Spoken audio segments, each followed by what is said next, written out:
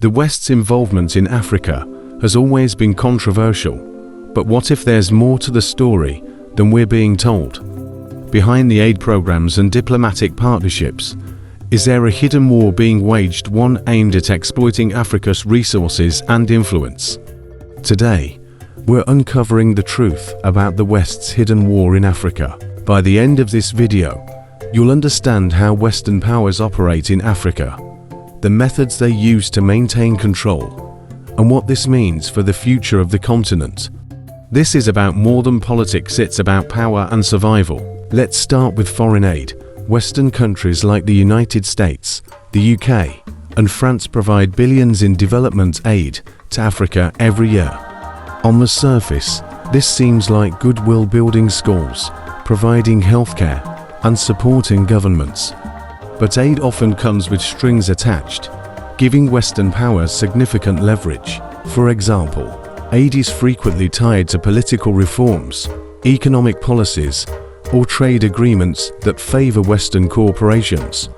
Some African leaders argue this makes their countries dependent on the West, while critics say it's a form of neocolonialism disguised as charity. Then there's the military presence.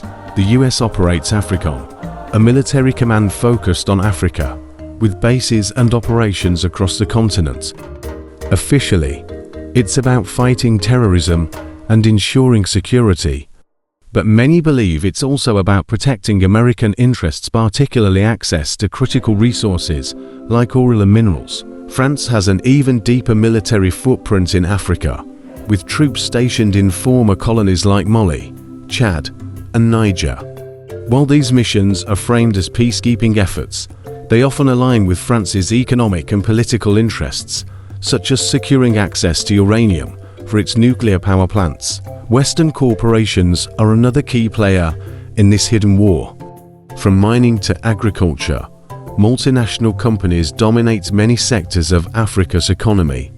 They extract resources like gold, diamonds, and oil, often leaving local communities with little to show for it. For example, in Nigeria, oil giants like Shell and Chevron have made billions, while local communities in the Niger Delta deal with oil spills, polluted waters, and health crises.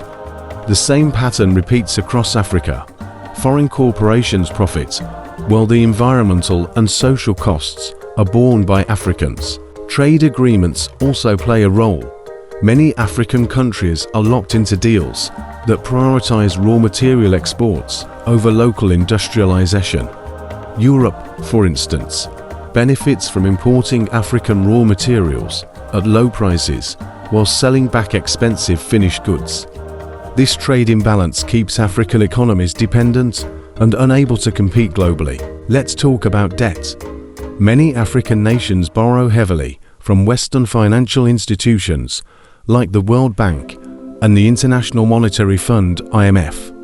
While these loans fund development projects, they often come with strict conditions like cutting public spending or privatizing state-owned enterprises. These policies can weaken local economies and increase poverty. Here's an example. Zambia, one of the world's largest copper producers, has struggled under a massive debt burden. Western financial institutions pushed for privatization, which allowed foreign companies to take control of Zambia's copper mines. While these companies made huge profits, Zambians saw little improvement in their standard of living. Meanwhile, Western media often portrays Africa as a continent in crisis filled with poverty, corruption, and conflict.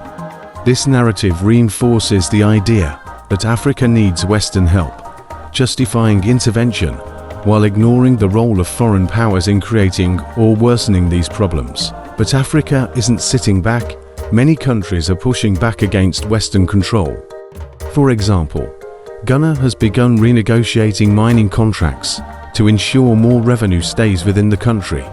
Similarly, Ethiopia has rejected some Western aid packages that come with conditions, opting for alternative partnerships instead. Regional organizations like the African Union are also stepping up, advocating for greater collaboration among African nations.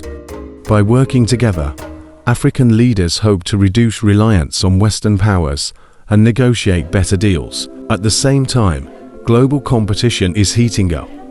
The rise of China in Africa has created new opportunities for African nations to diversify their partnerships.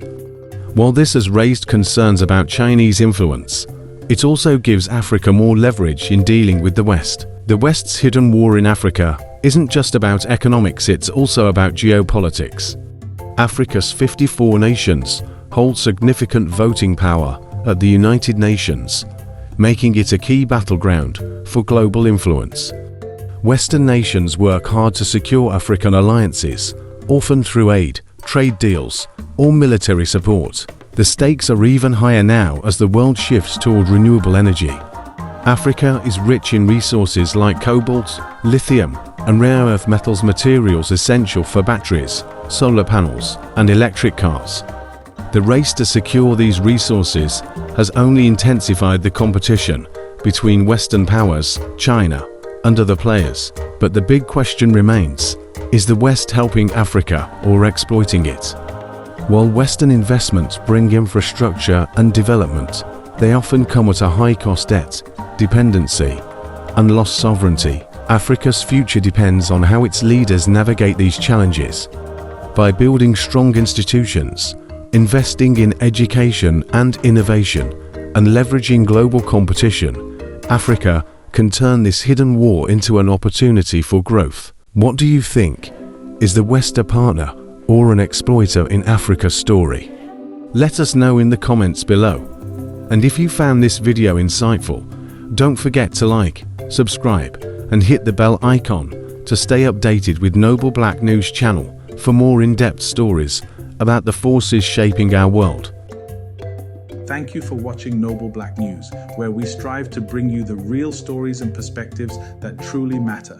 If you found this video insightful, don't forget to give it a thumbs up, share it with your community, and leave your thoughts in the comments below. We'd love to hear from you. Make sure to subscribe and hit the notification bell so you never miss out on our latest content. Together, let's continue to uncover the untold stories and celebrate the achievements of the global Black community.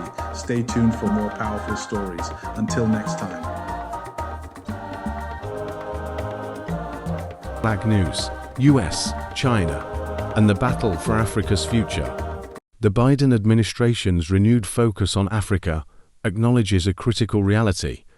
Fellow leaders and friends, I can't think of a better way to end my trip to Angola than coming here to the Libido Corridor. And I want to thank all of you for being here today, including the President of the Democratic Republic.